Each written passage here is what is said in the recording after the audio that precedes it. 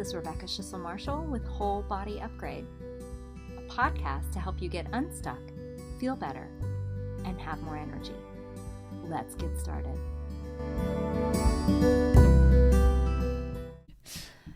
Episode 44, How to Be in Awe and Wonder and How That Changes You.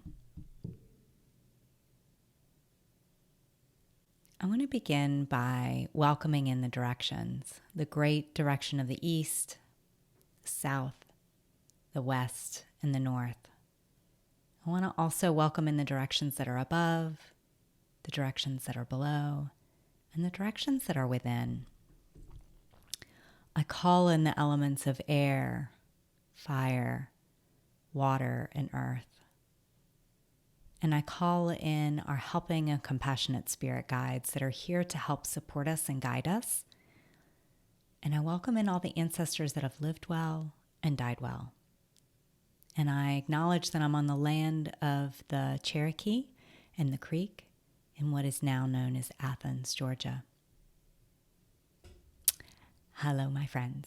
How are you? How are you today? I am doing amazing. I'm doing amazing. It is an amazing day.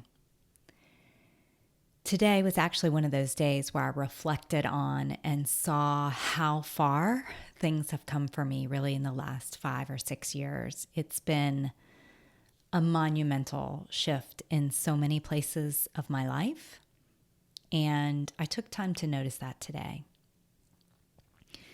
It may look the same on the outside to some people, but on the inside, for me, so much has changed. And really, there are things that have changed on the outside as well.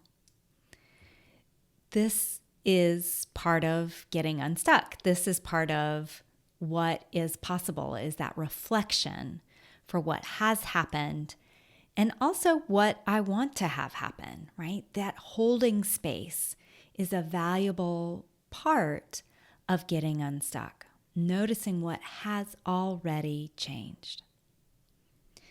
As I was reflecting back this week, a theme kept coming up, and I noticed that the same theme was showing up with a few of my clients and even with some of my students. We were talking about being in awe and wonder of the body. This may not seem like a big deal when talking about health. It may not even seem connected. And I want to point out how crucial this is, how crucial this connection of being in awe and wonder can be for your health. When I was a little girl, and I say little, is like 10 or 11, right? I remember being in the car and looking down at my legs with such disdain and having that critical voice in my head berating me about the way my legs looked. 10 or 11-year-old girl. I remember being horrified. I remember feeling this, how horrified I was at my own legs. I said out loud to my father, "My legs are so fat." I had so many messages about what my body was supposed to look like that even at that age, I knew that legs weren't supposed to look that way. They were supposed to look the way they did in magazines. And my legs did not look like those in magazines. We didn't have internet back then. We didn't even have cable at my house back then. We just had 3 television channels, and I bought magazines. And I knew from the messages that my friends were giving me too, that things should look a certain way. And my legs did not look that way. I was disgusted with myself. And it wasn't just my legs. I remember specifically hating the way my feet looked.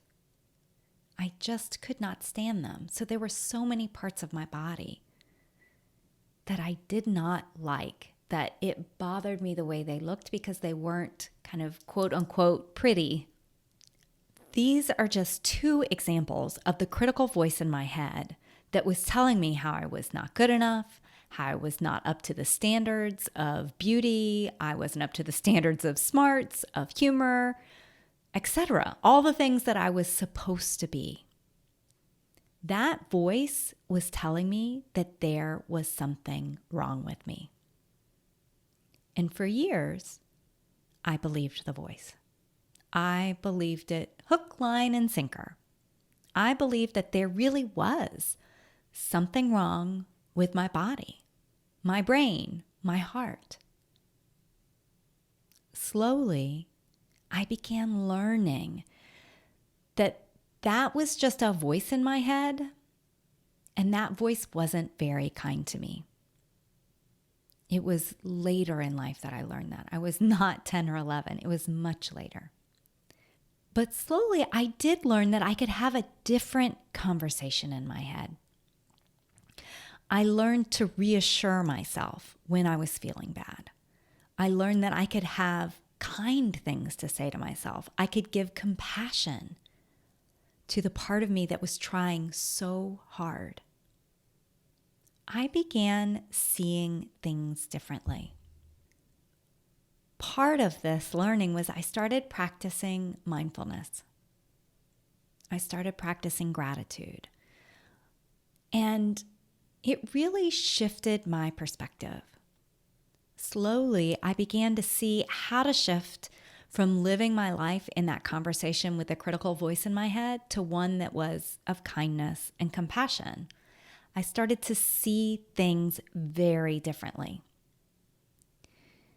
Many years ago, I think it was about 15 years ago, I was on retreat learning how to teach mindfulness. And I remember going through the body scan and bringing gratitude. John Kabat-Zinn was asking us to bring gratitude to our legs, to my legs, and my feet for walking me wherever I wanted to go. I felt that feeling of gratitude.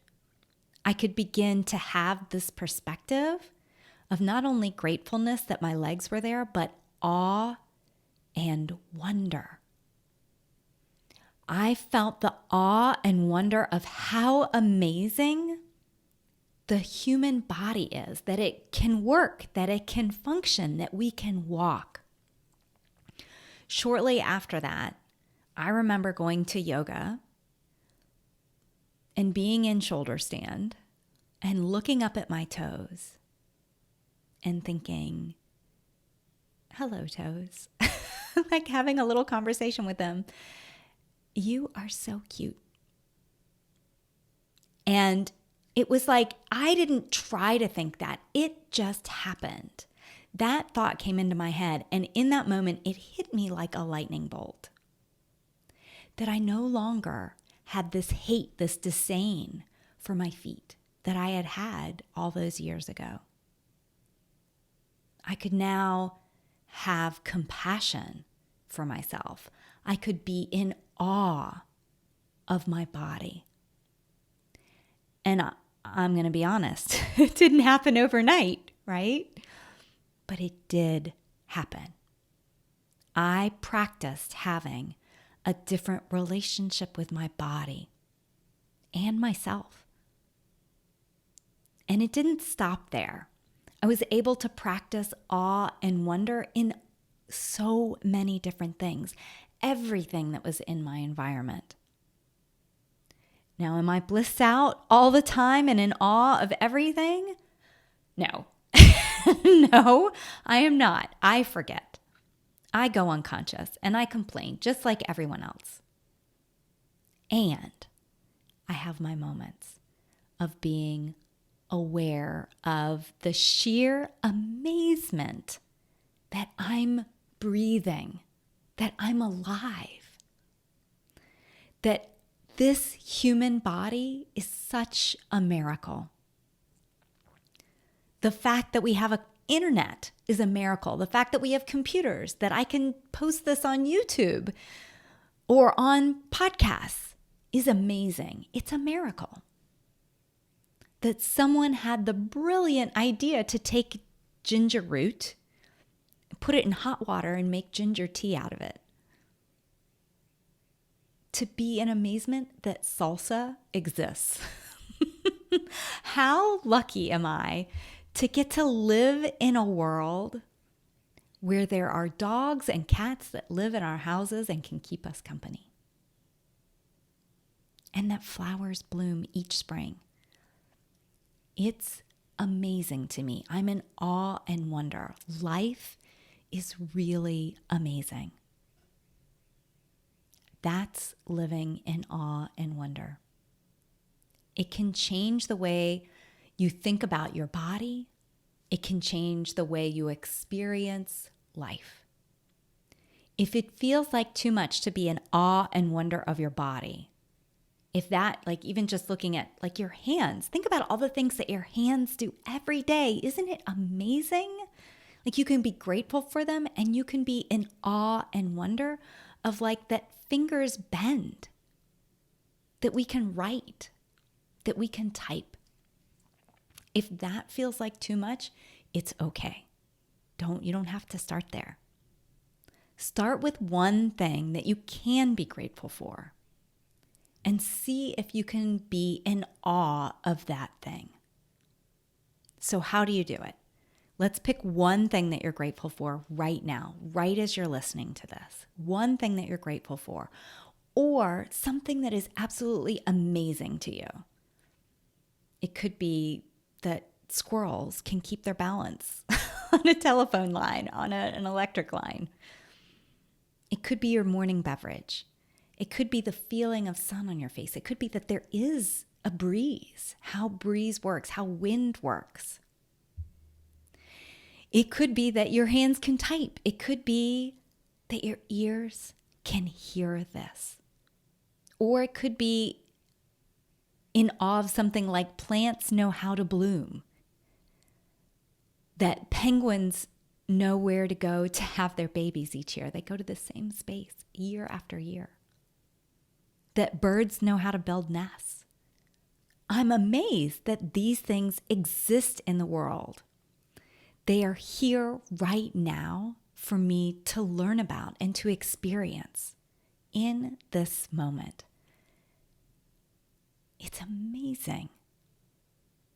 My 8th grade science teacher would stand up in front of the room and say, "Isn't nature wonderful?" He was truly amazed at how nature worked. As he was teaching us, he was in awe and wonder. And at the time, being in 8th grade, I didn't get it.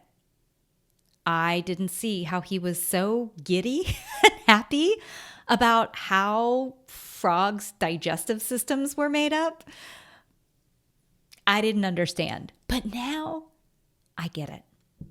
And I share it with my students at the university, and I share it with my clients. You too can be in awe of everything that surrounds you, or even one thing each day. I want you to try it. I want you to try being in awe.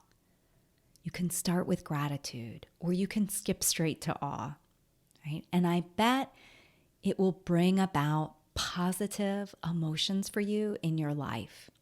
And you will live in that place of awe and wonder too.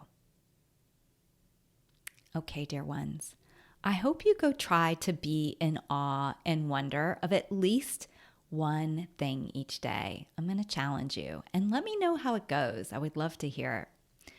And of course, if you need support in finding how to be in awe and wonder of your body, reach out to me. Put a comment on this video or email me and let me know. There's always my Vibrant Health program. I have single sessions, and I would love to be able to work with you and support you.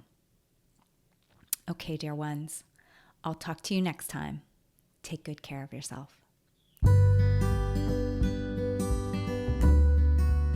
This is Rebecca Schissel-Marshall with Whole Body Upgrade, a podcast to help you get unstuck, feel better, and have more energy.